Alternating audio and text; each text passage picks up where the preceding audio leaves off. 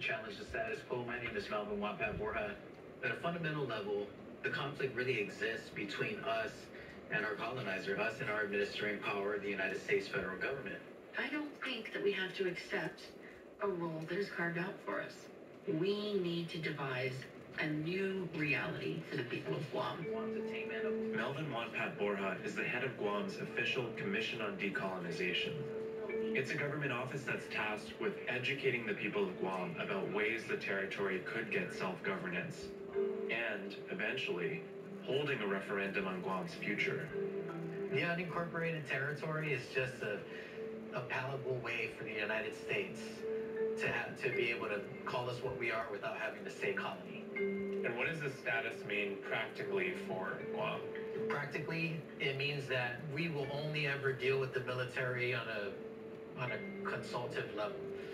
We don't negotiate with the military. We're informed by the military, and in best case scenario, we mitigate, which is very different than, say, Japan. The Commission is pushing 3 options for Guam: becoming a U.S. state, becoming fully independent, or having what's called a free association agreement, where the U.S. is Guam's exclusive military partner, like in Palau or the Marshall Islands. But it's almost impossible to imagine that the U.S. would recognize the outcome of such a vote. What do most people in Guam want its political status to be? Never been asked.